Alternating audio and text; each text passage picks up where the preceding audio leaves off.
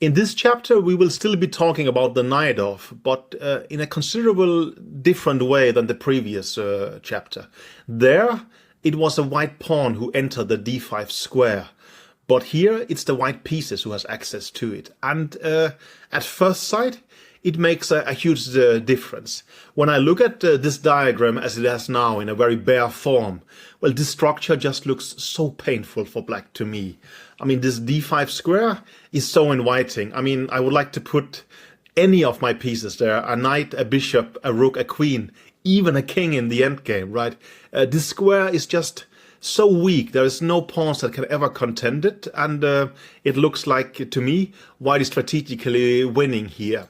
So to understand that this is actually a very playable structure for black, but also a very interesting one, we need to imagine many more pieces being on the board. I mean, this is from both sides actually quite a dynamic structure, and well, we will see very varying sort of evaluations depending on the specifics of the position. So it's a very interesting structure, and it's by far mainly a Najdorf structure, but it's also relevant, for instance, if you play the Sveshnikov. Actually, it's well, it could just as well be called the Sveshnikov structure, this one, but we're choosing to call it the Najdorf in this course.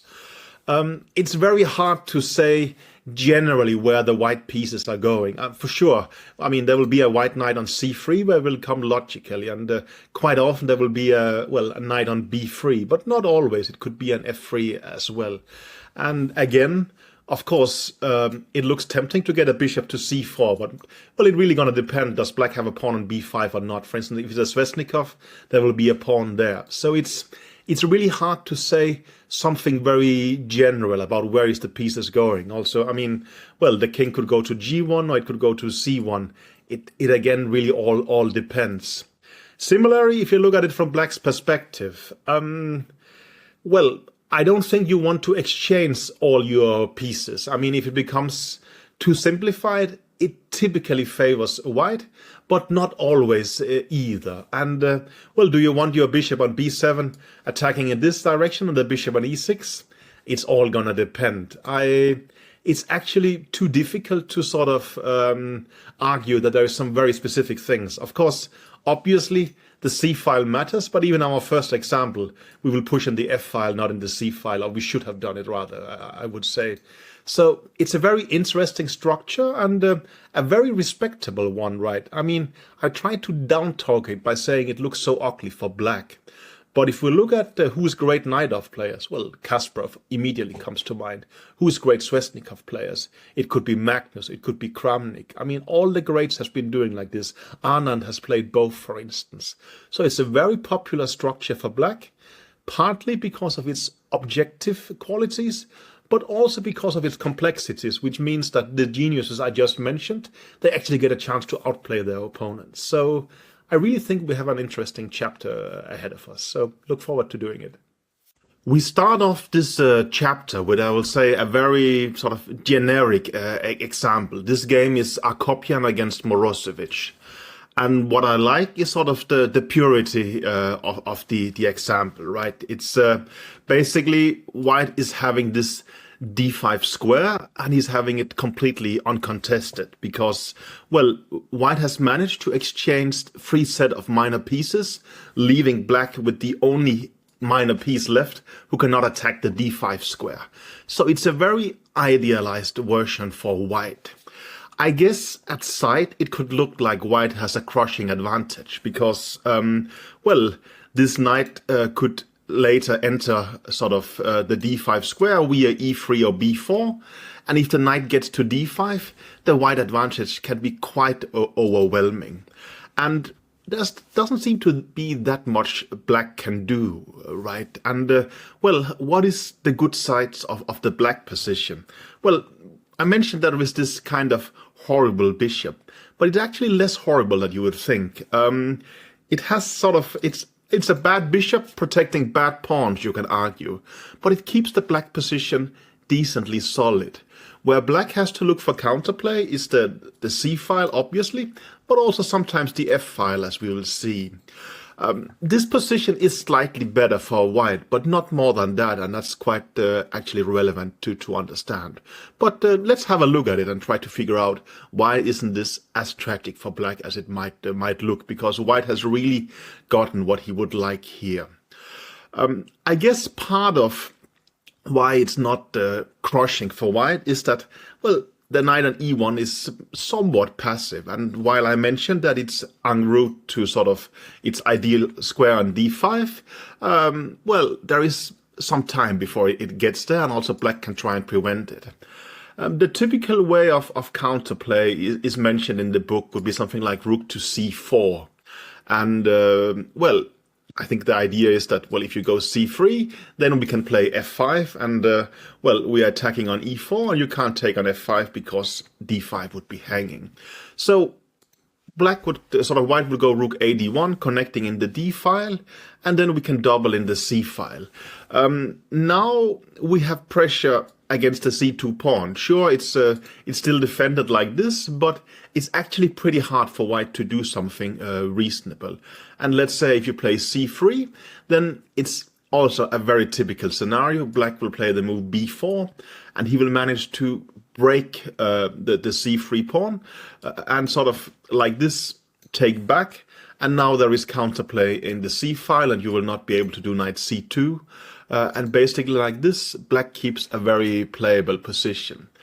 Actually, after rook c4, the computer makes the point that white should probably play the move b3. Generally, you're not always happy doing that, because now black's rook actually gets a very nice, I would say, resting place, or I don't know, outpost on c3, where it can stand more or less undisturbed forever.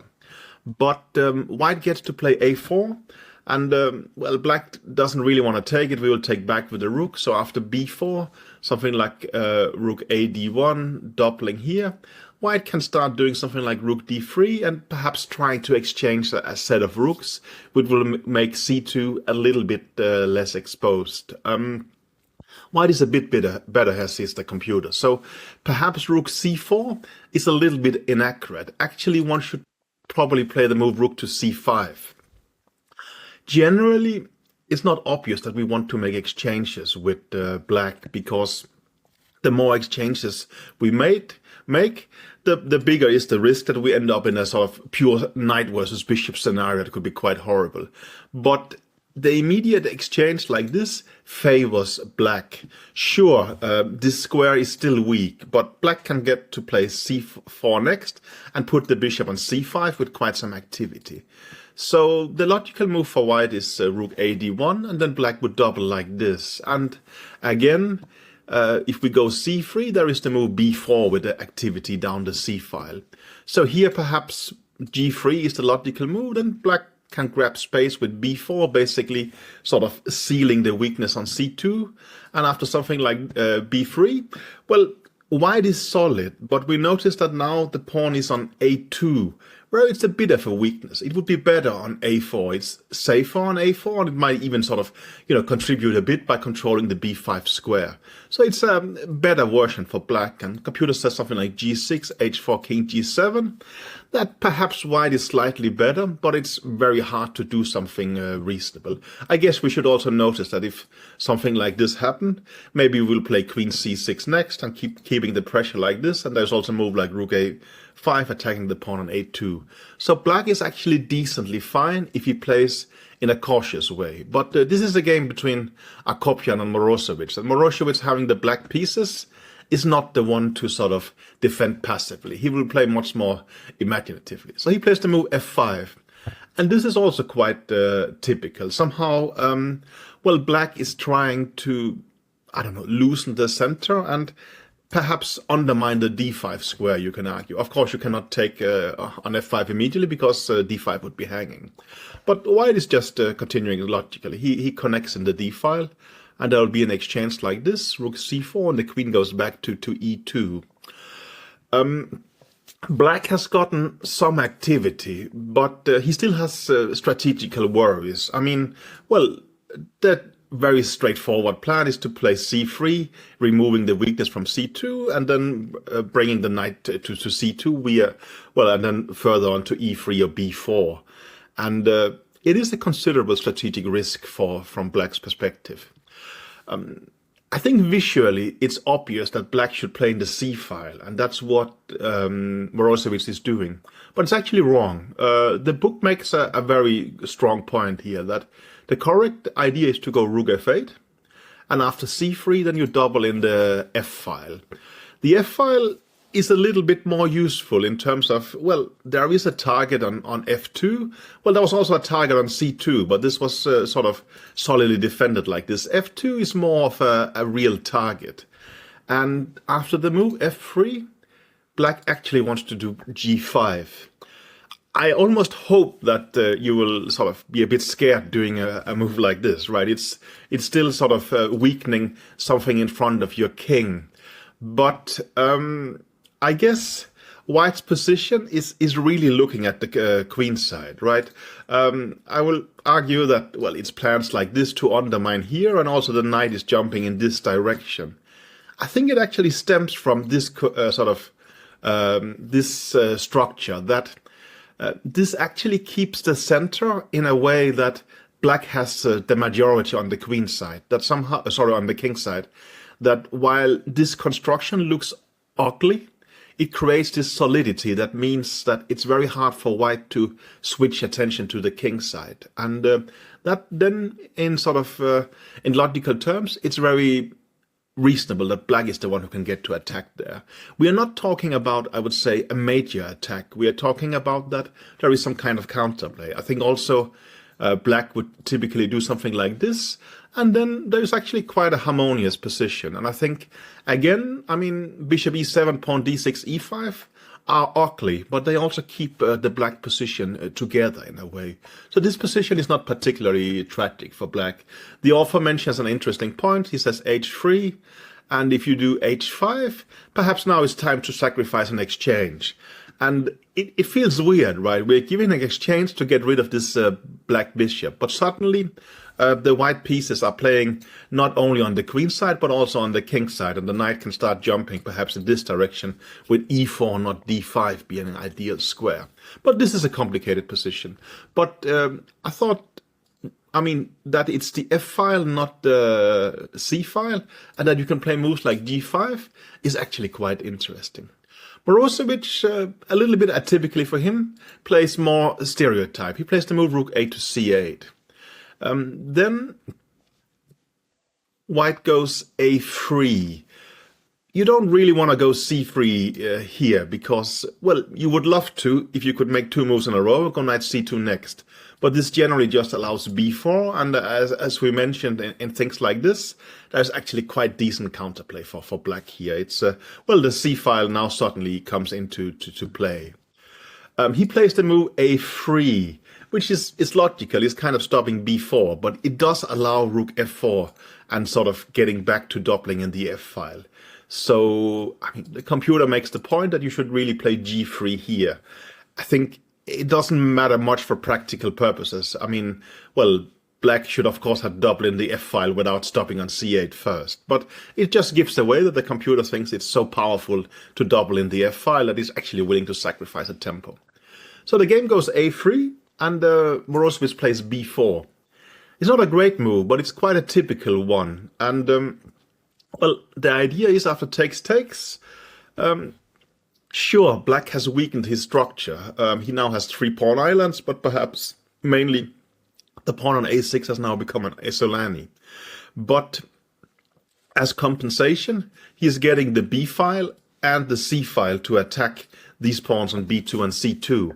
It's actually quite a common theme in the Najdorf, and very often it goes pretty well. So, I mean, perhaps Morozevich is suffering from that. He actually is well educated. He knows the classic. He has seen games where this turns out very well for Black. The problem is just that, well, it doesn't in this exact position. Akopian plays the move b3, and now it's noteworthy that, for instance, should you play the move rook to f4, there is this nice move, knight to d3. It's basically sort of using the f4 square to the f4 rook to try and get access to d5. I mean, well, the idealist version is like this, and we're getting to d5 immediately with a very pleasant position. I mean, here the exchanges obviously favor white, I think. And if rook to f6, well, then we see the problem of having opened the queen side in an unfavorable way. There is this nice move, knight to b2. Now the knight is going to jump to this beautiful square c4.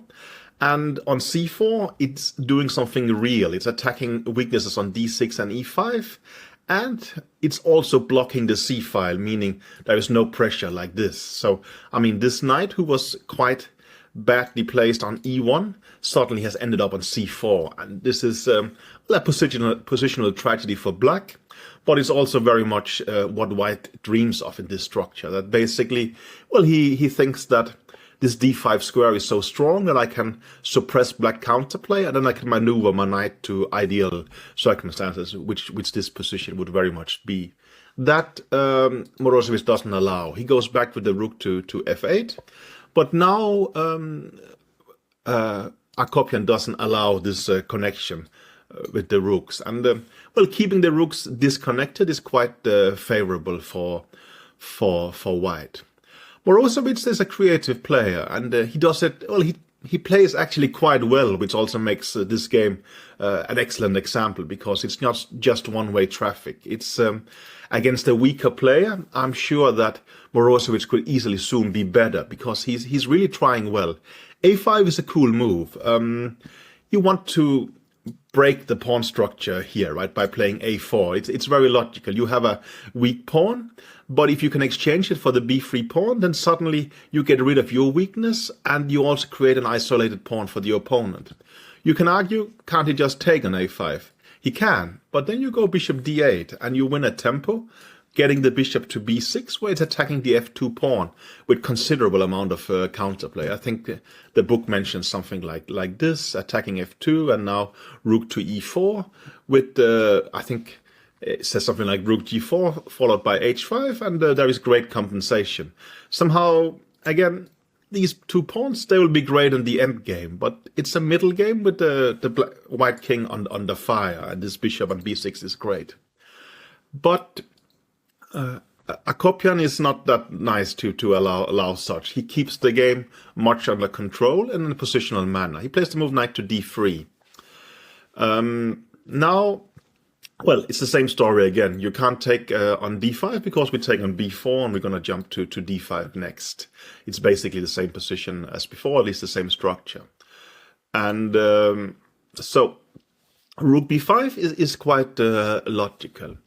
Now comes a quite instructive moment. Well, for a start, he plays the move knight to f4. It's the same idea as before. We are just using the threat on b5 to accelerate our knight to d5 or even to the e6 square. You could take on d5 again and go bishop d8. That's probably the best you have. And, well, you can hope there is some kind of counterplay like this. I think the author mentions that this is by far the best black have, and after something like, let's say, king g2, getting out of this diagonal, meaning after bishop b6 you can play f3, and if bishop d4, then queen e4. White's position is obviously better. It's he has well-placed pieces. At some point maybe he can sort of dislodge the bishop with c3, but that of course would create a weakness on b3. Here it's a relevant question. Will white be able to break through or not? And I'm not telling you if it's more likely black will draw than white will win, but it's obviously a pleasant position for white. But that's really the best there is for black. He chooses to move rook to b8, and perhaps it's based on a misjudgment. I think the next couple of moves are also quite instructive. Akopian exchanges on b5, but the next move is very important. I think I said before that the more exchanges there is, the more relevant becomes the difference in a sort of a good knight against a bad bishop.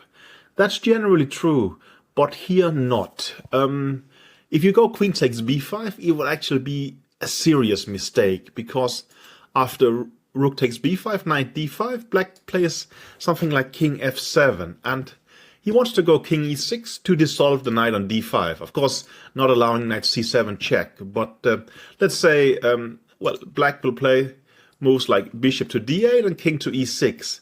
And then this knight on d5 starts facing a dilemma. You can defend it with c4, but then you have to deal with the b3 weakness. But if you have to retreat, then suddenly a bishop will appear on the b6 square. As well, black will often have moves like a4, and if you take it, we can, well, sometimes get it back with rook b2 attacking c2 and going to the a2 square. And I mean, basically, a bishop going to d8, a king going to e6, the black pieces starts to make a lot of sense. And what we see here is that the black king entering the battle actually makes a considerable difference. And the reason the black king can enter the battle is that there's no queens, there's no attack. So queen e4 is a very, very strong move because it keeps the black king as a vulnerability, not as a strength. And that's a huge, huge difference here. Well, we can see that there is weak squares around the black king, which the queen might enter at some point. Now, Morozovich should really have defended more stubbornly. He should have played something like queen c5, and after knight d5, again, this typical move, bishop to d8. And you dream of doing something on the b6 square, you dream of playing a4, and when he takes it, maybe getting something like rook b2. I'm not at all arguing this is a pleasant position for black. It's not. But there is decent chances of defending. It's again sort of a borderline case. Morozovich tries to force the exchange of queens. But now there is this strong move. Queen d5 check, king h8. And the next move is very, very nice. He plays the move queen to f7. Again, it defies a little bit this logic, like we should make exchanges. I mentioned before, exchanging queens makes knight against bishops better, but not in this position. And the same here. Well, we don't really want to exchange these pieces, but if circumstances are right, no problem at all. So ef4, queen e7, this position is quite relevant. And here, well, the weakness of the d6 pawn and also the somewhat exposed king on h8, or rather say confined king, means that it's very difficult for black to defend. I guess a minor technical point is that something like rook take d6, 8 b3, now both rook d8 or even queen d8 just make mates on the back rank. So it's not possible for black to get rid of his weaknesses immediately. He should play something like queen c5, and well, the author mentions that positions like this, there is some drawing chances for black, which is true, but of course it's not pleasant. The game continued queen to b7, and after knight e6, bishop f6, he took on there, took on d6, and now, well, he has a better position, a pawn up, which he won quite easily. I think this is really enough for our purposes. But I thought a very interesting game because, well, it starts in this kind of generic position where we get to discuss a very pure version. We get to realize that there is considerable counterplay in the C line, or even more hidden in the F line. And well, we learned about, let's say, I mean, typical things like, let me see if we can find a version like here, that you will break with b4, and basically you will open the C file for counterplay, and white is not really better like this. And there was a lot of interesting things. I thought perhaps to get an idea of how does this position arise, maybe we should jump a little bit back. This is sort of the position after 12 moves in the opening, and despite that this bishop has been developed to e3, white is using a tempo to go to g5 here. And, well, b5 happens, and now knight e1. I would really assume that this would look like odd moves to you, but he has a very clear plan in mind, that after queen b7, he executes this. He basically now exchanges all three black minor piece defenders of the d5 square. So he gives up the pair of bishops, and then goes to d5, and after this exchange, well, we have gotten our position, right? So this is, I thought it's an interesting idea that white will, well, put so much attention to this d5 square. But of course, it's I mean, well, as we saw in the game and here, it's such a I would say defining weakness of the position that basically everything surrounds around it. But as we also saw, it's not necessarily a lethal weakness. It very much depends. I hope you found this game interesting. I think it's a key game for understanding, well, the potential of the d5 square, but also ways of combating it, despite you even have this structure, which perhaps looks horrible, but is not as bad as it seems. Another great example from our author here. This time it gonna end up very well for black, but I really like starting the game here because at first sight to me it just looks like, isn't white just pleasantly better? I mean, the d5 square is sort of severely under his control, and it doesn't look like black can combat it in any kind of reasonable way. And well, it's just a superficial understanding of this position that everything surrounds around the d5 square. Well, it does to some extent, but as we can see, black can easily play around it. And it's not like black is trying to neutralize white's advantage. Not at all. Black actually has a very comfortable position here.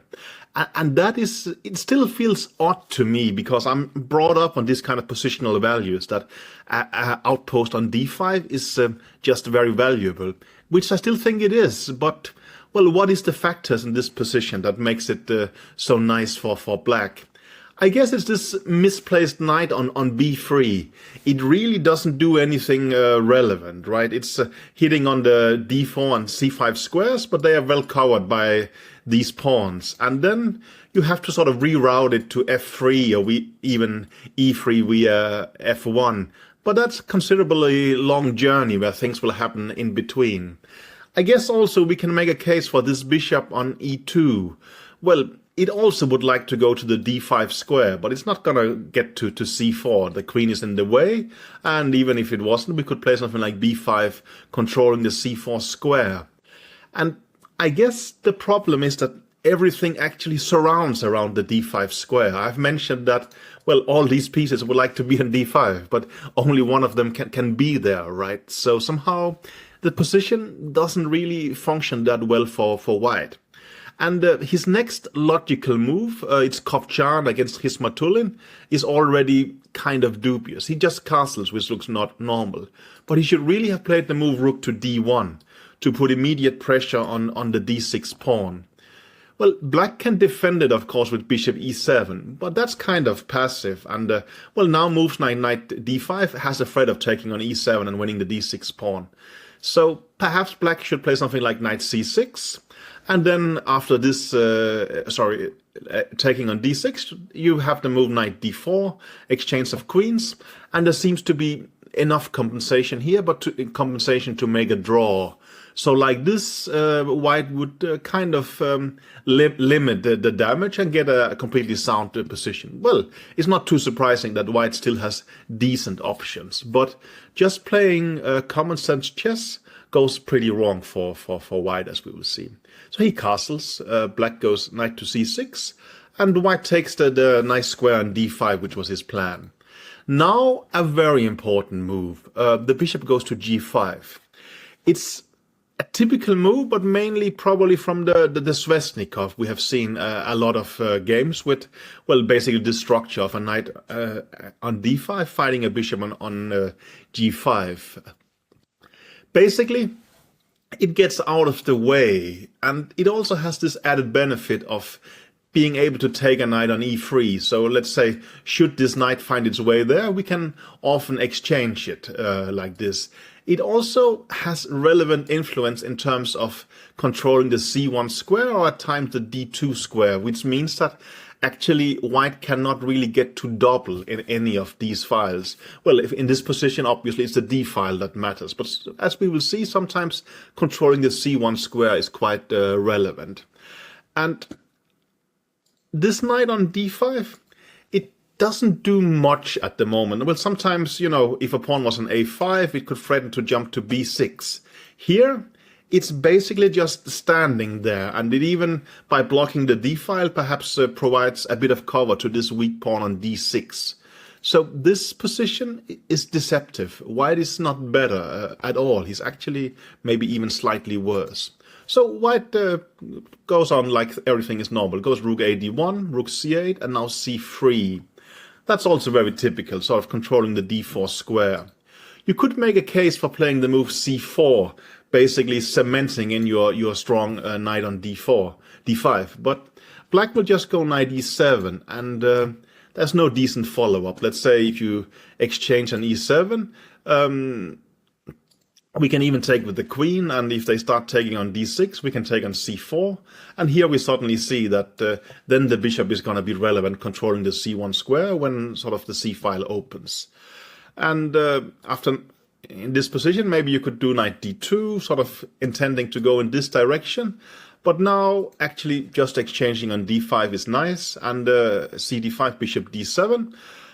This bishop, again, is strong because it is controlling the c1 square. Basically, well, we will put our queen somewhere like this, and if he goes knight f3, we're just going to back to the h6 square, and, well, we get the pure version of, well, that it's just black who gets the c file because of the strong bishop.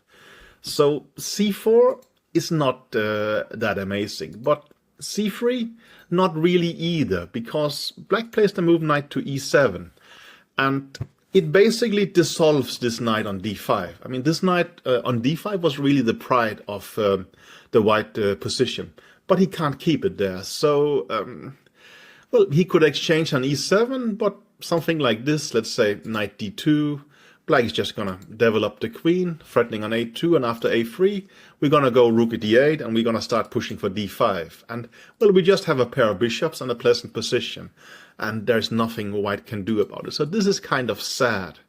But what else to do with the knight on d5? Well, in the game, he retreats it to e3, which I think it's quite logical, right? At least we can argue that this knight on e7 is passive. No, it's doing well in combating the d5 square, but not sort of doing much aggressively. I think here we also see the power of the bishop on g5, that it can choose to exchange on e3 at any moment. And I think this idea of that it can do it at any moment is the relevant point. We don't necessarily want to do it immediately, but it's an option we have, and it's always uncomfortable for white that we have the option, while sort of white has to constantly take into considerations what is the moment black is actually going to do with it. It's very uncomfortable for black, not only psychologically, but in a very objective sense, I would say. Rook c6 is a nice move. It basically, of course, takes care of the necessary thing in the position, which is guarding the pawn on d6, but it also means we can double in the c file or even triple in the c file afterwards. Maybe now a good move would have been bishop to g4, basically trying to exchange off the pair of bishops, and I think the author says that, well, game would go something like queen c7, and this exchange, while actually maybe giving black a more pleasant pawn mass, and of course especially controlling the d5 square like this, white's position is still quite solid, but probably white is suffering from not fully understanding that his position is quite deteriorating. He plays the move knight to d2. It's quite logical, sort of going in this direction. His Vatulin takes space with b5, and after knight f3, now the time has come that this bishop is under attack on g5, and it happily gives itself up on e3. So queen e3 happens, queen c7, a3. And, well, this position is just pleasant for black. White's, main feature, this weak square on d5, is just not weak at all. There is nothing, this bishop will never get there, right? We have a pawn on b5, this knight on f3, is, for a start, 4 moves away from the d5 square, but also black has it very well controlled. The reality is that it's black who can carry through d5 at will. This he does by playing the move f6, basically preparing d5, and that's very reasonable. But probably even better would be the move rook b8, and simply, just keeping this solid foundation as it is, and the potential of d5 is going to be there later. First, we would like to sort of play a5 and b4 and basically attack this construction on the queen side. And we're going to leave white with some kind of pawn weakness, and only when we have done that, we will sort of start to attend to playing d5. It's just a very unpleasant position for white. White is black very much is, as a minimum, slightly better here, and I don't think that there's any kind of reasonable way white can stabilize it. He's gonna suffer here, and it's basically been a model game till here. f6, nothing particularly wrong with it as well. The game was something like knight e1, d5. Now white tried f4, and I think black was better in something like this. I think in this position the computer says f5 was even stronger because you can't take twice on f5 and e2 will hang, but I skipped over this part because I think it has no real relevance for us in understanding this structure. I think the key sort of lesson we should take is that I think a very common sense move like this, going for a structure that looks quite nice for white, could very well not at all be the case, and that understanding that a position like this could actually be better for black, not only in the sense that white will slip into being worse because it's difficult to play, but that actually there's not much he can do here. I think understanding that this square is very important, but it's not like a birthright, a given, that white can control it forever. Well, it wasn't the previous example, but it very much depends on which kind of minor pieces is left. And as we could see here, like this, basically black was able to dissolve the knight on d5, but still keeping quite good prospects for himself, and just managed to outplay black easily. So I think this game really highlights black potential in this system in a very pure and instructive way. In this game, the author really brings up bad memories for me. It's a game between Tivyakov and Anand, played in 2012. And it's not so much the game itself. It's played on the 14th of April that year. And it's basically the day when we ended our training camp for the 2012 World Championship. Anand had to play Gelfand in May there in Moscow. And we had trained literally for 3 months in a row. We met in the middle of January in a small city called Bad Soden, just outside of Frankfurt in Germany.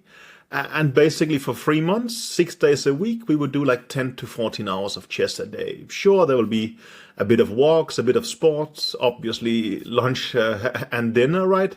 But basically just training incredibly hard for this World Championship match. And I think we got sort of to the conclusion that that is too much. It didn't really work out in terms of quality in preparations. Everybody got tired, and you can also see that in this game it's not exactly like Anand plays like the world champion he was, but rather he plays like someone who is tired and not very inspired. And you can also see that the Anand team actually sort of dissolved after this match. We had an amazing time together and some great results, but I think 3 months of training camp was not for us. So yeah, I'm basically disclaiming that this is not Anand at his best at this point. It's Anand being tired of spending 3 months in a small apartment with me studying chess, and apparently that has some effects. Anyway, to chess. This is like a typical bishop b5 Sicilian, and black has a pair of bishops, but white has huge control of the d5 square here. It's a very topical line, and I think it's almost solved now that in this position, black should play the strong move b5, but a little bit more about that in the next game. The general point is that if black develops normally with knight to f6, white would happily play bishop g5 and swap on f6 and then go knight c3 and get the d5 square. That's sort of the concept. So Anand plays a logical move h6, but here it's kind of too slow. White gets too much influence in the center. So he plays knight c3, which controls, of course, the d5 square, but also the sort of prevents the b5 push, right? So knight f6, castles bishop e7. Tivyakov makes the point that you can, I mean, in principle, play b5, but there is this tactic knight takes e4, but it just loses because of the queen e4, bishop takes b5. There is the nice move knight takes e5. You can't take on f1 because then knight c6 is a discovered check winning the queen. And if after knight takes e5 you take back, we're just going to take like this, which is a check, but also attacking the bishop on b5 and thus winning easily for white, right? So black cannot really, relieve the pressure that easily anymore.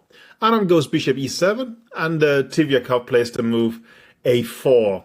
It kinds of hint at playing the move a5 next, but the cure that Vichy chooses is too strong. He should just have castle instead. And now Tivyakov sort of makes the point that if you go b3, you can play the move b5. And, well, there has been games like this where they take here. Now white is forced to exchange in the a file, and you can't really take with the knight on b5 here because e4 would be hanging due to the queen and the knight, right? So white has to go c takes b5, and then there's the move rook to b8. So after castling, Tivyakov doesn't get this very powerful setup he gets in the game. He would have to play something like, let's say, bishop e3, queen c7, a5, and black has a decent position here. Vichy wants to prevent a5, so he plays the move b6. But this is actually a major mistake, because it allows the move b3. Normally, this pawn on d6 with the bishop on e7, it's a strategic weakness, but it's not like a weakness in sense of white can just attack it and black has to start defending it. I mean, it's more surrounding around the d5 square typically. Now suddenly the pawn on d6 is actually becoming a major concern. I mean, if you castle bishop a3, we are basically down to moves like knight e8 to protect it, which is generally quite horrible. The knight really needs to be on f6 to influence the d5 square and so on. So after b3, it's quite grim for Vichy. He played the move rook a7, which is quite logical. The point is that after rook d1, he played the move bishop to c8. And he's sort of, planning to do that after bishop a3, rook d7 in the game. This rook is quite well placed there to defend the pawn. Now, again, he's managed to keep stability and to have the sort of situation being that, the pawn on d6 is only a strategic weakness. It's not a weakness in terms of it's going to be lost. And the position could easily not be as bad for black as it looks. Sure, he hasn't castled, sure there is the d5 square, but the bishop is going to be quite logically placed on b7. And let's say something like knight d5, well, you will just exchange it and go bishop b7, and, you castle. Maybe you can even start hoping for f5. Things are not at all too bad. So the question is, why is this actually a bad position for black? There is one very typical maneuver in this kind of situations, and if it's good or not really depends on circumstances. We saw in the previous game that if there is a black bishop on g5, it will control the e3 and d2 squares. But this is not the case now. So white starts rerouting the knight towards the e3 square, and this is incredibly powerful. You could also have gone via e1 to c2, it doesn't really matter. But knight d2 is extremely powerful, and after castling knight f1, it's tragic is too strong a word, but it's a very, very sad position for black. We can see bishop b7 was the game, and now knight to e3.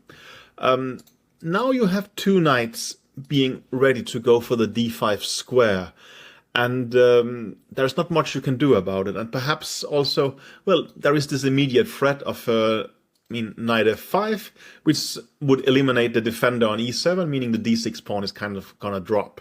So Vichy played the move rook to e8. Well, very logical. If knight f5, we're just gonna go back like this, and things are not too bad. Here, Tivyakov just goes for general exchanges.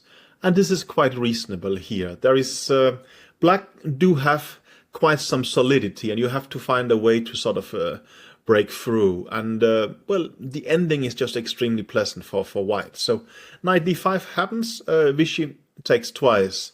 You could perhaps, you know, do something like bishop g5 again. The d6 pawn is defended, but white is going to play g3, and next is going to be h4. Maybe black will then have to play something like this, but it's an unpleasant situation in a number of ways. But maybe this was a better way of defending. But perhaps it's also the typical thing that we see one player having an unpleasant position, he defends in one way and loses, and then we will suggest maybe you should do this instead. If he had done like this and lost, maybe we said you should have tried the ending. So I'm not sure there is a lot of objective merit to this criticism, but it's just a sad position. Vichy takes on d5, and now he plays the move queen to a8. It reminds me a bit of the first game we saw when we spoke about that if queens are exchanged, it means that the black king can enter to e6, and on e6 it will help defending the weakness on d6. It is quite logical, and I mean, it's also typical with Vichy. I think I saw on Twitter yesterday someone criticizing an old game of Vichy, saying that, well, this worked out badly for him, and it also works badly out for him here. But I can actually follow the logic. He is an incredibly strong player, and he knows that this position is bad for me. Maybe getting off queens will be helpful, because then my king can enter to e6. It's a reasonable thought, but as we will see, it doesn't work out. But generally, this position he has here is just incredibly sad. It's the d5 square.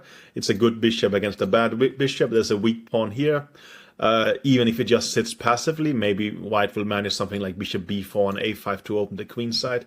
It's not going to end well. So queen a8, Tyviakov takes off queens, put the rook on d5. And, well, it's as beautiful as it gets. Mainly, well, you can argue it's beautiful as in itself, right? It's standing on d5, and there's no black piece who will ever be able to contest it. But it's also useful in terms of defending on the 5th rank. Especially this b5 break is just never gonna happen. So black is completely confined to passivity here. So, I mean, it's important that this beautiful thing on d5 also has practical purposes. It shouldn't just be something that's pretty to look at. It should actually have some kind of relevance. We saw in the previous game that, well, this knight on d5 didn't do anything. This rook on d5 actually does, and that's a key difference. So Vichy tries to bring his king as advertised. g3 is a nice move, starting to, well, play f4. White's position is beautiful, but you also have to break down black's position. So pushing pawns is reasonable. g5 happens, and then, well, f4. Well, of course, it's possible to win a pawn, but it's only extremely temporary. White will just collect it. So game goes like this, king to f2, and now he chooses to take on f4. Well, the problem is that if you go with the king here on e6, well, there's perhaps some kind of entry squares in the g file. There's also f5 check at some point. So again, it looks incredibly ugly, but I think Vichy knows what he's doing. He's hoping that he will have enough resources to defend. Of course, you could take back with the king, but Tyviakov is to move bishop to c1, and I think that's a good chess understanding. This bishop was excellently played. Somehow from far away, it was putting pressure on this d6 pawn. But it's done its job. There is an even better square for it, which is the f4 square, where it's still putting pressure on this pawn, on d6, but it also puts pressure on the h6 pawn. Vichy goes bishop f8, and, well, I mean, to talk of Vichy's class here is a bit rude towards him, because it's one of his worst positions. But still, he's actually trying to put up good resistance. Unfortunately, there is a flaw, and, well, Tyviakov's next move is a good one. He plays the move h4. He basically wants to play h5, and then to make this weakness on h6 completely chronicle. It's just a good technique, and I think Tyviakov is playing this game with great patience. Rook c6 happens, h5, and it's just, well, there's nothing you can do here as black but sit and wait. And, well, Tyviakov moves a little bit around, and then comes rook g1, basically entering on the g6 square. And should you go rook g7, white will go rook g6 anyway. And if you sort of take it like this, then you get a passed pawn, and perhaps the king can start entering to h5 perhaps. And, well, there is just way too many weaknesses. The h6, f6, b6 is not going to work. So, well, he tried bishop to g7 to stop things a bit, but yeah, okay. Now, I think in this position, I'll just give it a few more moves. He takes an h6, and now he's also a pawn up and wins easily. So let's maybe, let's put Vichy out of his misery here. A great game by Tyviakov against a reigning world champion. Of course, that really shows the potential of the d5 square, right? It's not easy to contain Vichy's activity to this kind of level. Perhaps it was a bad sign for the World Championship, and indeed, Vichy didn't do well the first, I would say, stage of the match. Even he was almost lucky to get to a playoff, but then he actually won it there. So let me finish this tough game for Team Vichy with a smile on my face and say that it did actually work out in the end for him in 2012. Our next example is a pretty murky one. It's Bologan against Topalov from 2012. Two very interesting and aggressive players. And perhaps it's no surprise that their games are a little bit hard to understand and very complex. But let's dive right into it instead of just talking. As advertised, black's correct response to this kind of positions often is the move b5. We want to attack sort of this pawn immediately, and by removing the c4 pawn, we can sort of lessen the influence of the d5 square. Actually, black sort of puts white in a dilemma already. I mean, obviously, white cannot take on b5 because it's just going to lose an exchange. So, I guess the logical move at first sight looks to be knight to c3. But then, let's say takes, knight f6. We can develop naturally like this because we have a pawn on h6 preventing the bishop g5 move. And if rook d1, bishop e6, the queen is somewhat awkwardly placed. It can stand on d3, but after bishop e7, there is nothing very obvious for white to do here. He's lacking the bishop g5 option to sort of remove this defender of the d5 square. And with these two pieces defending d5, white cannot put something on d5 without black being able to take it and white having to recapture with a pawn. And should you sort of go for this Tyviakov approach of b3 castling bishop a3, well, then it just doesn't work here for a simple tactical reason. The move is queen a5, attacks the bishop, and if bishop d6, well, we can just do like this, and then queen takes c3, and well, black is a piece up. So it's not so easy for white to do something here. But Bologan plays an interesting move. He plays knight f to d2. And the concept is that, well, he wants to be able to answer taking on c4 with knight takes c4. And suddenly, well, sure, the c4 pawn has been removed, but it has really sped up the white attack, and d6 is already on the fire here and quite difficult to defend. So taking on c4 would be bad. So, of course, it's a somewhat artificial move playing backwards like this, but it allows white to start developing naturally next. And, well, it's a very logical move when one starts to think about it. It really fits the needs of the position. Everybody has now played Topalov's move, knight f6. I think there is like 31 or 32 games in the database. But I checked that the computer is suggesting the move b4.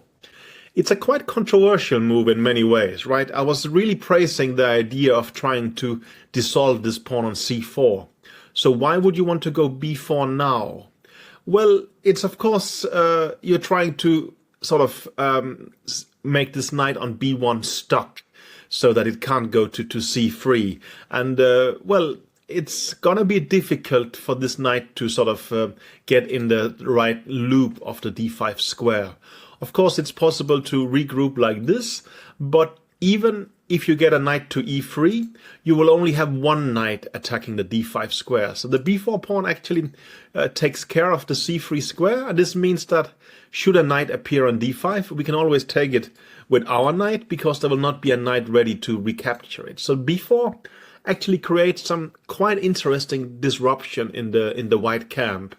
And if you go a3, we're just gonna go a5, and there doesn't seem to be any reasonable tactics. Of course, at some point you have to be worried about, let's say, sacrifices like this, but I don't think it works immediately. Maybe, I mean, we can just move our bishop somewhere and the queens are sort of getting exchanged, right? So it's a very interesting move, b4, and I'm a little bit puzzled it has never been played. Anyway, knight fd2, Topolov goes knight f6, and Bologan gets to develop his knight like this. You could argue that now it's possible to play b4, because after knight d5, white has to recapture with the queen. And this is going to lose some time. We're going to threaten it at some point with bishop e6, I guess. But there is still this plan of, let's say, going rook d1, knight f1 to e3, getting to the d5 square. And, well, I guess we would rather avoid that. So Topolov's move is queen b8, keeping things more fluid. And, well, if you go knight d5 now, I mean, sure, there is still, in principle, this idea of getting the knight to e3, but we are disturbing him with always having counterplay like taking on c4, so it's much less realistic now. It actually also asks the question of what should white do here, and Bologan's next move is good. He understands that this tension with the pawn attacking like this is quite unpleasant. So he plays the move a4, basically forcing black to make up his mind. If we go b4 now, then knight d5 has gained considerably in strength, because, well, the difference is now that, well, there is not this tension of this pawn taking on c4. And while I praised b4 earlier, it was then when there was two knights competing for the d5 square. Now there's only one knight, and it can easily be transferred to e3 like this. So b4 makes considerably less sense here. But what to do? I mean, bc4, knight takes c4. Basically, well, this knight is just great. It's attacking b6 and the d6 pawn. You can't do like this. So Topolov plays b takes a4. In general, this goes against sort of basic principles. We are taught to capture towards the center. But here it actually makes considerable sense. We don't close the position with b4, and we don't take on c4, because this means that white gets access to the c4 square. So we take on a4 instead. And now, somehow, well, this pawn on c4, of course, helps guarding the d5 square. But it also means that there is no immediate threats with a knight coming to c4, right? So Topolov just does like this and starts playing chess here. And I guess this knight on d2 is in the way, meaning bishop e3 is not possible, and sort of starting to exploit the b6 square. So Bologan just starts playing common sense chess here. He goes knight c3, black castles b3, and again, maybe the Tivyakov theme is starting to come into play, right? That the bishop a3 and the d6 pawn can be a bit weak. So Topolov, well, activates his bishop in this diagonal. And after bishop a3, he plays the move a5 first. I don't know if here white would like to play b4, but maybe he would, while, let's say, pushing b5 later does exchange of this pawn. It creates an annoying passed b pawn, and should there be an exchange on b5, the knight will also get the c4 square. So playing a5 is quite reasonable, I would say. And game goes rook fd1, rook d8. Now white starts facing a dilemma of what to do next. The very reasonable plan, of course, would be to get a knight to e3 and, well, access the d5 and the f5 squares. But that's not so easy, because there is a weakness on b3. In principle, you could go, I guess, knight f1 now, because I think in a position like this that the queen is trapped. But maybe something like rook a7, b7 will create awkward pressure against b3. And Bologan chooses the move f3 instead. It might look a little bit weakening in terms of, let's say, that this diagonal gets opened. And there is some truth in that, but Bologan's next move takes care of that. On the plus side, it really sort of solidifies the pawn on e4. And, well, later we will try to protect our weakness on b3, and then we want to reroute the knight like this. There is certainly potential in White's play here. Tobolov goes rook a7, and the king goes to h1, just getting out of this diagonal so that certain checks will not appear in any kind of scenario. Topalov goes rook b7, keeping an eye on this pawn. Now they start shuffling a little bit, sort of without much meaning here. And quite typical, Bologan chooses not to repeat moves here. I mean, Bologan is the lower rated player. He's playing Topalov, who, I mean, was more or less at the top of his game in 2012. But it's very typical for Bologan that he is always trying to play positive chess, and he's always trying to win. He never made it fully into the world elite, but he did win some elite events, even against the world's best players, because of his style. And he's basically just trying to sort of say, well, I'm as good as anybody, I'm going to play my game, and do your worst against me. And, well, in this game it doesn't work out, but it makes him a very interesting player and character, no doubt. So he chooses to play the move rook to a2. Well, I guess he thinks that it has more influence on the second file than the first, where there already is one rook, and it makes it possible to double at some point. Next, what happens is quite interesting for me. I have spoken a lot about, well, a knight on f6 has this sort of defensive purpose of being able to exchange itself on the d5 square. And that's generally true, and that's also why we play a move like h6 to basically safeguard the knight on f6 from being exchanged with the bishop on g5. But here Topalov actually tries to have a more positive outlook. He wants to activate the knight on f6. Maybe it sounds weird, because doesn't f6 look like its optimal square? And it's optimal in terms of defensive potential, but Topalov wants more out of the position now. So he plays the move knight to d7. He's actually trying to reroute it to the e6 square. And, well, on e6 it's eyeing the d4 square, which is now a weakness due to these pawns, right? We spoke a lot about that d5 is the relevant square, and it has been. But now, well, d4 is something Topalov looks at. Queen c2 is criticized by our author, and I can understand why. It's somehow moving away from the king, right? I guess the point is he wants to protect the b3 pawn, and then hoping for this kind of maneuver, but it doesn't really pan out. Topalov plays bishop g5, as we have discussed a couple of times. It's a very logical square, where it sort of is ready to exchange itself for a white knight depending on circumstances, but also controlling the d2 and c1 squares should white start doubling rook. So I mean, a wide idea of doubling rooks in the d file is now pretty unrealistic. Bologan flips his knight back, and so does Topalov. But, well, normally it's white who is doing this route towards d5, but because of the bishop, it's not really going to happen. But this route is actually quite relevant, eyeing the d4 square. So Bologan takes care of that in time by playing the move knight to e2, covering the d4 square. The knight goes to e6, again competing for this square, although it's defended now.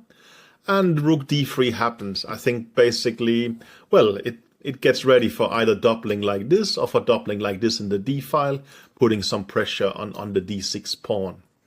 Okay, they play a bit of random moves here, moving a bit around, and now I think again a typical nice Topalov move. It's not like Queen f2 have some kind of horrible threat, but it's also very annoying, right? I mean, it feels unpleasant, almost a little bit embarrassing that your opponent can use a square that deep into your camp. And while there's no obvious threat, it is it's causing a lot of discomfort. So I think it's typical for Topalov. You can also see that it's not like Topalov has put a lot of direct threats, but he's improving his position and mainly trying to be uncomfortable. I think that basically describes Topalov's style very well, that he's a very uncomfortable opponent. He's trying to make it difficult for you, and he's quite able to endure quite some pain and discomfort himself. So he's an interesting chess player in that sense. Now the game goes, knight to c3, knight c5, and takes. It feels a bit absurd to me that basically this has already become a quite long video, and we are exactly at 30 moves when we basically get the structure in a more purified version that we sort of, in this chapter, right? But this is basically, we have this structure now with the square on d5, and it almost looks like a sort of early middle game while it's actually quite late. This is a particularly favorable version for black. For sure, white has two knights who are ready to try and exploit the d5 square, but so many things speaks in black's favor. Well, I have mentioned several times that this is a strong bishop that has influence on a lot of relevant squares, being both e3 for the knight and d2 and c1 for rooks. This bishop on c6 is also quite useful in terms of it keeps some control of the d5 square, but it also sort of lurks with pushing a4 at some point. And while if we sort of talk about isolated pawns, sure, this pawn on a5 is weak, but it's actually not that weak. It's a much more relevant weakness on b3, which black can attack like this in the b file. So I think this is a pretty favorable version for black. It's not like white is lost or considerably worse, but his position is unpleasant, and especially it's much easier for me to formulate positive things for black. For white here, I can honestly not say much. I mean, you can put a knight on d5, but sure, so what? It basically just blocks the d file, right? So he does it. He goes knight d5. Topalov says, sure, I don't need to protect d6 anymore. Let me attack in the b file. Bologan does like this, and of course now he really controls the d5 square, but it is very uncomfortable that at any moment it's possible to play bishop takes e3 or to play bishop takes c6. So I would say that this knight tandem is much more exposed than it's pleasant. It's more like, well, they're hugging each other to protect each other, but they don't do anything positive. So here, well, white has actually two pawns, a knight, a rook, and a queen, protecting a knight on the beautiful d5 square. But that's simply too much attention to this square when there is nothing sort of, you want to have the square to do something with it. Here you just have it, and that's it. You cannot do anything positive around it. Topalov has all the time in the world. He just plays g6. He wants to improve his position a little bit. So after h3, he plays h5, gaining some space, and now even h4, sort of controlling the g3 square, trying to perhaps limit the white king a bit, and of course also keep holes in the structure on the dark squares.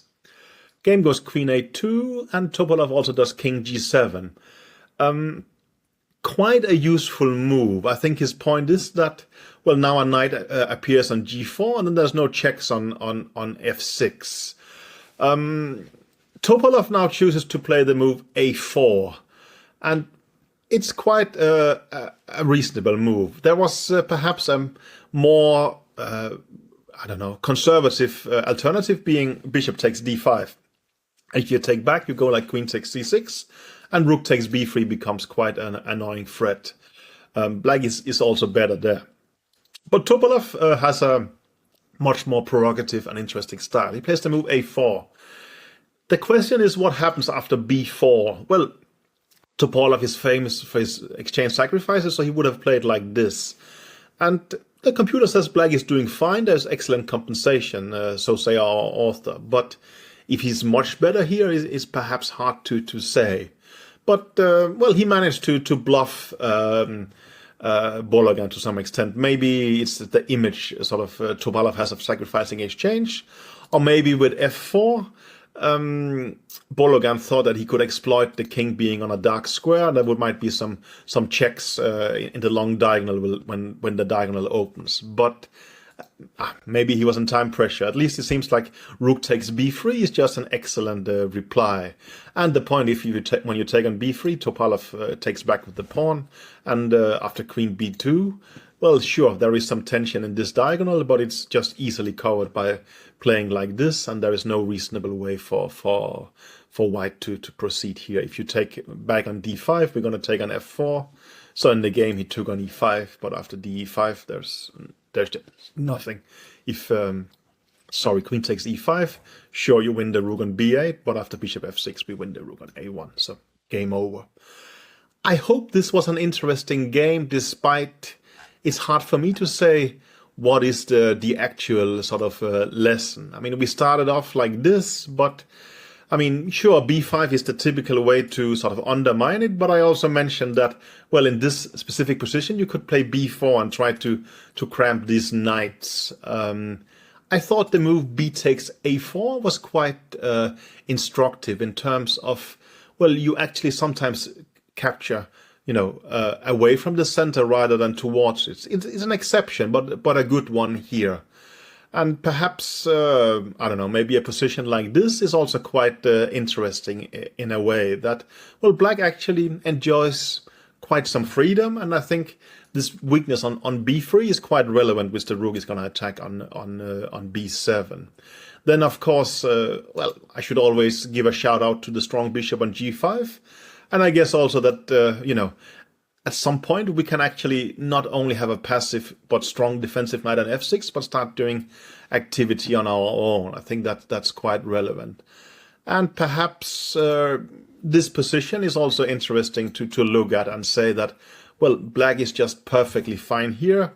I keep mentioning the weakness on b3, but also Topalov did this sort of nice small moves improving his position, and we could see that white didn't really have any kind of active play here. So I thought a pretty murky and unbalanced game, but again showing quite some black potential in this kind of structure. So I hope it was interesting and useful for you. Our final game in this chapter is a game between Sultan Almasi and Jakob Ogor from the 2012 Olympiad. It's perhaps slightly different than the other examples we have seen, as here it's a more, well, typical Sicilian in the aggressive way with opposite castling happens. But even there, sometimes the d5 square comes into play. It's not obvious at first sight here. And indeed, black's best might be something like long castling. And then after h4 to play bishop e8, g5, knight to d7 with a kind of normal Sicilian position, but a slightly pleasant one for white. So Ogor decides to change the structure. He plays exactly e5, which leads to our structure after f5. And well, I don't think we have seen it in this form before. And here the characteristics are somewhat different. For a start, there is four minor pieces left on the board, which, well, makes black's position somewhat more cramped. As well, there is the kind of urgent threat of h4 and g5 pushing away this knight on f6, which of course is capitulation, because then the knight will jump on d5 with a devastating effect. So black really has to react quickly here. b5 was probably the right way to do it. And then let's say h4, b4. So managing to force a concession from this knight before the knight on f6 is pushed away. It will lead to an exchange on d5, and now, well, we actually, it sounds weird, we're transposing into the previous chapter, right? We're getting into a different kind of Najdorf structure, but I thought, well, the author has a relevant point of mentioning it here, and he says that after knight a5, takes, king b1, it's just a very pleasant position from white. If we remember the previous chapter, a lot of black's counterplay was based on the f5 advance, having a sort of potential of attack on the king side. But here, white has this strong pawn on f5, even on g4, and can perhaps push g5 later. So it's a very, very different structure. The bishop will go to d3, where it both points towards the king side, but also defends backwards towards the pawn on c2. And even, let's say, a bishop comes to b5, the bishop can hide on the e4 square, basically keeping everything under control. So while perhaps this was the best Ogre could have gotten, it's still very, very pleasant for white. It's just a change of structure. But, well, that's also why there is 2 chapters of a Najdorf structure in this course, because they kind of interact, as you can see. Anyway, b5 was better, but Ogre chose to play the move rook to c8. And now, well, Almasi is actually, he's kind of a positional player. He's famous for playing the Berlin defense before it became cool. Basically, he was the inspiration for Kramnik doing it in his 2000 match against Kasparov that was so successful. And it's a little bit strange that a positional player plays this kind of aggressive chess, but I mean, when you're an e4 player, you will end up in these kind of Sicilian scenarios. And he plays the move king b1. And I remember doing it myself in a sort of well, there was some kind of at a tournament we had to have a team play against another team, and well, we were allowed to debate the games internally. And I was on the team together with Joe Gallagher, and we had one game with e4 and opposite sort of side castling. And I said, well, let's play king b1. And Gallagher looked at me and he said, I mean, why waste time on playing a move like king b1? Let's mate him instead. And he's not always right, but it sounds like, you know, it's a high-level experienced e4 player that while you would like to play king b1 and feel cozy, maybe there is other things that matters more. And this is one example that it would have been even better to play the move h4 here to put immediate pressure.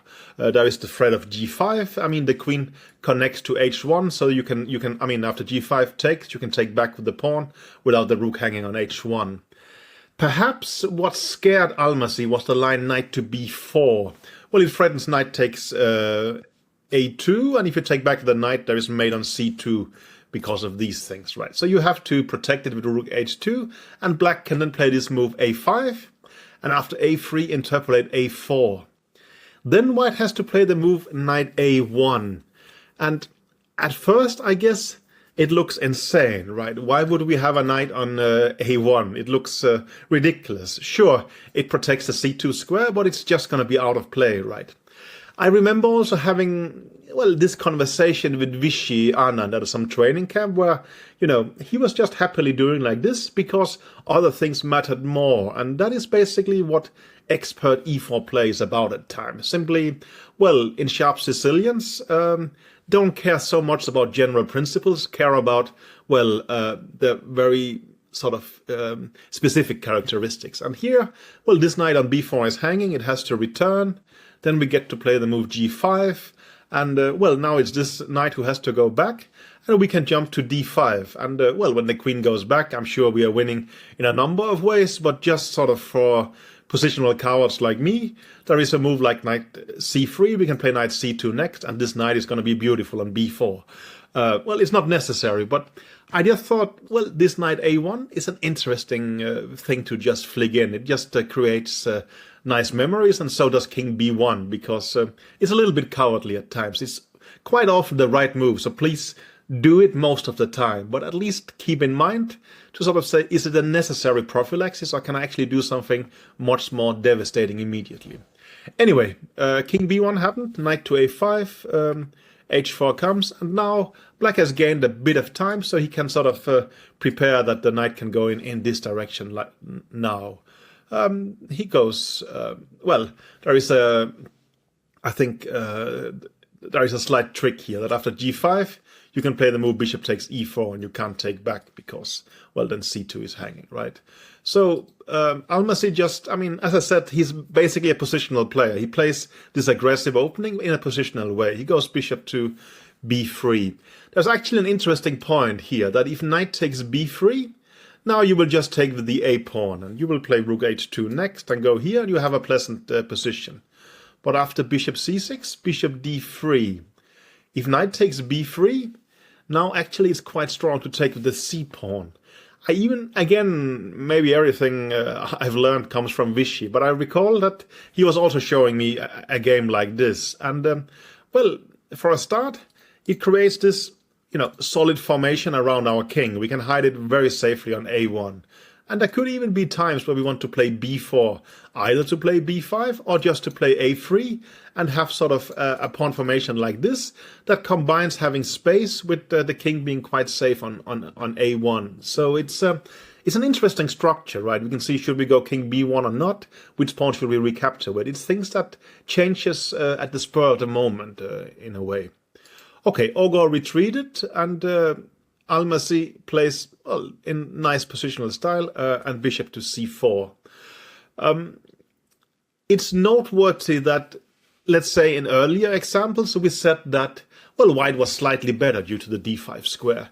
Here he's basically close to winning. I think the computer gives like +1.5. And I guess part of the reason is that, of course, the d5 square is very valuable. And it's a huge feature of the position. But in the other situations, black always had some kind of compensation. It could be activity on the queen side. It could be the possibility of a b5 break. Here, actually, it's white who has a considerable space advantage on the king side. And he has the square on d5.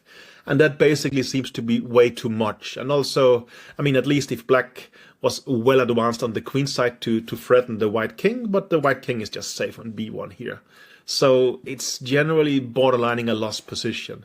The game sort of slows down a little bit now. I think, I think the book is mentioning now you should really play the move g5. Of course, a coward like me would say, isn't it the pawn hanging? But you can see now the H file is opening, and well, if you take like this, you can't really take on g5 anyway. I guess probably queen h5 is winning, but also there's an attack down the h file. It's just a disaster for black. So g5 would be great, but well, what Almasi is not doing is not especially wrong. He's playing bishop f2 now. Ogor plays knight f6, attacking the pawn. He defends it, and after b4 comes knight d5, and we will see this exchange on d5. Well, if you do it in this way, it's just extremely sad. It's a strong rook here that's, again, like we saw in previous examples, impossible to get rid of. But we also have this space here, so at some point we will try and push g5 and have an attack on the king side. The game went bishop to b5, queen to f3, takes like this. Now, against Almasi becomes too soft. In the book, they mention rook d2 as a better way of sort of intensifying pressure. Against, you want to double in the d file, and then depending on, well, what is black going to do if he's king, if he's going to castle, we're going to push for g5, right? And let's say something like bishop c4, as we will see in the game. He wants to have a setup like this with the queen both being useful on d1, defending c2, and sort of, well, rook d5 next, creating influence like that. And he says that, well, black's position is basically close to lost. Almasi put the queen on b3, and this gives Ogor the chance to actually force some exchanges. The game, well, they repeat like this once, and then Almasi takes here. And now, actually, a considerable part of the white advantage has disappeared. A lot of it was connected to the black king, well, being stuck in the center, or should it choose to castle, then being under considerable fire. White is still better, and well, Almasi plays rook d5, but now it gives black the opportunity to play a move like king d7. Actually, he should probably have exchanged queens first, but I think this is coming too long anyway, so just let's fast forward to a couple of other points. King d7 happens, and now, well, it gives the chance of a very nice tactic like this, and after rook c6, well, actually this move bishop c5 exists. It's a weird sort of cross pin, but it's gonna win either something on b4 or maybe rook d1 and something on d6. Anyway, that's a little bit of a random tactic, but a relevant one.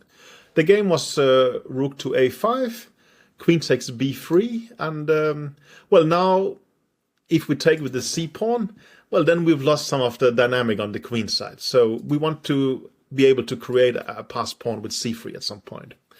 August's next move is actually the reason I sort of kept the game going a bit, because of a very instructive mistake. He plays rook a8. It would have been much more stubborn to play the move rook to c6. It's very useful in terms of it defends in the c file, meaning that the c3 break is difficult to achieve, and at the same time it sort of defends the pawn like this. And the point is, after, let's say, rook a4, we can go rook b8. And now at least white has to find a way to break on the queen side to create a passed pawn. I mean, there's a lot of positive things he can do. He could play, let's say, rook h1, bishop e3, then go for g5. Or he could, I'm not sure how to arrange it, maybe rook c1, king a2, and c3. I'm not arguing that white is not better, but it's a much more stubborn resistance than what August pushed up to. August goes rook to a8. Now rook d1 happens. Slight threat of this because of the pin in the d file, right? And after king c6, c3. And now, well, basically there's no way of avoiding of exchanging on c3 sooner or later. And in a position like this, the king will come, the pawns will go forward, and well, Almasi won a nice game from here. This is more about endgame technique than about our structure. So I think let's just stop it here. But I thought an interesting way to round off this chapter by our author. Some of the things perhaps are not solely connected to this chapter. While, for instance, this structure was actually quite relevant for the previous chapter in a way. I thought it's also this point of not going king b1 immediately, but pushing h4 was relevant. And of course, I'm a bit in love with that moves like knight a1 exist in chess. And actually, despite having such a stranded knight, you are still winning. And of course, as I like, it's a little bit fascinating when there is this kind of small differences. Then I think c takes b3 is also a useful thing to take with us from here. But perhaps the sort of biggest thing is just that, well, the d5 squared matters. And here we have a position where perhaps all things are equal or even favorable for white. And then the d5 squares means a big deal. A lot of the examples we have seen, black is doing fine, but he typically has something that really compensates for this weakness on d5. So I think a good way to round things off. And well, we have seen examples where white is crushing like this, and the Tivyakov games we have seen complex struggles like the Topalov ones, and we have seen, for instance, Hismatuling having an overwhelming version. So it's fair enough if you're confused, but as I used to say, this kind of strategical ambiguity, that means that these structures are difficult, is also what makes it interesting, what makes it possible to outplay your opponents. So I hope you found this chapter useful and interesting. Our final example in this chapter is between Jobava and Nisipiano from 2012. At first, I guess it can look like a little bit of a, complicated strategical situation, right? Because, well, who is better here? I mean, we have our typical center like this, with the d5 square being the potential weakness. Also, I mean, if white could completely freely impose his will on black, that would be the plan of g4, g5, depriving this knight of its sort of beautiful square on f6, meaning that the d5 would become even weaker. But this narrative is just completely false and typical for the Sicilian. Black is considerably better here. And I guess, well, what is the wrong with the white position? Well, for a start, I would say all black's pieces are on very nice squares. I mean, this bishop is obviously beautiful in this diagonal. This knight on f6 is also standing well, sort of attacking against this pawn. And, well, I would even argue that the pawn on e4 is a weakness, because this pawn on f5, it has gotten somewhat too far. Yes, I described white's potential before, but that is just an unrealistic dream. I guess we can also make the argument that this bishop on f3 is somewhat misplaced because in reality it's just passive. They're only staring into defending this pawn, and as long as this dream doesn't become a reality, it's basically stuck there with nothing but defensive purposes. This bishop on g1, well, again, if things goes very well for white, it can be well placed, but right now it's just extremely passive. So what should black be doing? Actually nothing too drastic. Black should just play normal chess. I think black should not panic. Sure, white is perhaps trying to steamroll him like this, but we have our typical Sicilian ways of dealing with that. So Nisipiano plays the move rook ac8, which is a very sound and great reply. I think first of all one should sort of start by realizing what happens after g4. Black can just play the move d5. This is just strong. Sure, it loses a pawn. If you take the knight, well, we can have an exchange on d5, and then we collect the c2 pawn, and probably, well, we will have an ending and a very pleasant one. So e takes d5, I guess, is the logical move. But now after rook d8, we have taken out the sting of his g5 move, or so we will try to, perhaps we could play a move like queen c4 and pick up the pawn on d5 next with a very nice position. It's of course important to understand what happens if g5. Well, then we go knight takes d5, and takes, we're actually going to sacrifice our rook, and after bishop takes d5, rook d8. We are we're just a rook down now, but basically, well, this bishop and this king means that there's just no way to defend here. I think a funny theme is that in this position, after bishop takes b7, we interpolate taking the queen. And, well, you can't take back on d1, simply because this is queen takes b7 is going to be made in the long diagonal. So after rook takes d1, we're actually winning a full queen, and we can just exchange a set of rooks afterwards, and we're going to have a queen against a rook and a bishop, which is quite easily winning here. It's also a pawn hanging on g5. So this d5 break is incredibly typical, but we see that we didn't even have to prepare with rook d8 first. We could play the more active rook to c8. So that is of course bad news for white, that g4 is not working, because what is his plan then? In the game he played the move queen to e1, and well, Nisipiano just plays the move rook fe8, also a very typical move. It starts eyeing the queen like this, and again I think it's important and interesting to understand that what white is what black is trying to do is to break with d5. But for that he puts rooks on c8 and e8. So he doesn't actually think that he needs to really support the d5 break with a rook. He wants the rooks to have even more aggressive options than the d file is going to be closed. He wants them to have activity when the position blows up in the more relevant aggressive files, the c and the e file. Yobava is a good player, so he doesn't, he doesn't just go g4 and allow d5 to come with even more force. He tries to actually defend probably and keep things under control. He does rook d1. And in this position, Nisipiano goes d5, and it's very nice.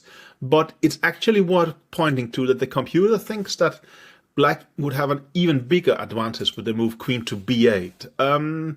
We start insinuating, exchange sacrifices, but perhaps we're going to stop on the c4 square first and just stand there putting pressure on the e4 pawn. And there's very little white can do. I think it's nice to see what happens after g4. It's a blunder. But black will just go queen a8, and he will start undermining here. So g5 would happen, and now rook takes c3 is powerful. And when you go g takes f6, we're just going to blow open the long diagonal. And here, bishop takes e4 is going to happen next, and then the king is just going to be completely toast on h1. So this is, I think, queen b8 is a pretty powerful move. It's a typical sort of Sicilian counterattack where you're just, before white's attack gets, minimally dangerous, we're going to undermine it. I would say basically left, right, and center, but that's more or less what happens here. It's hard to be too critical of what Nisipiano does. He plays the move d5, which is quite strong. You could choose to take with the knight, but in this position, there's going to be something hanging on c2. The author says that bishop c5 is a nice move now. You're basically trying to create a scenario where you'll have a strong knight against a weak bishop, and you'll be able to push e4 later. And you will collect a pawn on d5 or c2 next, and you're not going to be down material. So this is quite nice. So in this position, he chooses to take with the e-pawn instead. However, now e4 is a strong move. And, well, in the game, Jobava chooses to take it, but that goes horribly wrong. A much better move is the move bishop e2. Our author wants to go bishop to c5, which is not at all a bad move. But, well, computers sometimes suggest even better things. And here it's bishop takes a3. Let's take a pawn. And, well, if you take back, it's going to be basically positional ruin like this. I mean, you're just stuck with a bunch of weak pawns. So it's reasonable at least to try and get a favorable version. But here, now it's black to move. And there is this very nice interpolation playing the move e3. And after bishop takes b5, rook e5. Well, at the moment, we are probably down 2 pawns, but we will collect something of this. And what we are really happy about is this pawn on e3 generates tremendous counterplay. We can also see that the knight is going to perhaps take back on d5. And of course, well, it's relevant. You can't go c4 because then I have e2 forking the rooks, right? So a tremendous black counterplay if he doesn't take the pawn. But, well, he does it. And now, after bishop takes d5, we see why this rook was on e8. It starts shadowing, basically, the queen on e1. The best for white would be something like taking on f6, and let's say queen d2. But after bishop takes f3 and we take on b2, material is now equal. We have a healthy pawn structure. This kind of thing is broken. Probably you're going to lose c2. The computer says that, well, black is basically winning anyway. So Jobava decides to at least get the game over in a hurry. He plays the move bishop to d4, but after knight takes e4, bishop takes e4, bishop f6, this rook on e8 is just going to win a piece. Well, the game was bishop takes f6, and yeah, now, well, he plays the move bishop takes e4, and the point is that if you move this bishop, let's say, back to c3, that is bishop takes g2, and then, well, the rook is going to win the queen on e1, right? So here, it's game over. The game was finished shortly. Queen h4, taking on f6, rook f4, just trying for a bit of counterplay, but after queen c2, rook g4, you can just hide on f8, and, well, the game is over. You're a piece up. There's a threat on d1, and so on and so forth.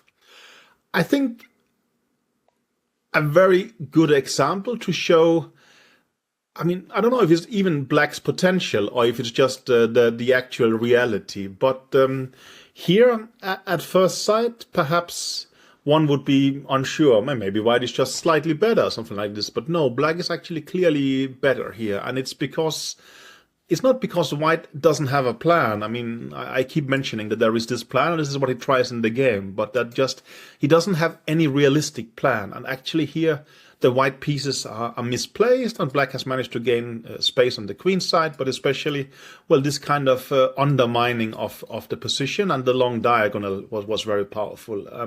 We saw a couple of examples. Maybe, well, g4, d5 was nice, but I especially like moves like, let's say, rook fe8. This idea that you are putting your rooks on the e line and the c line to break with d5.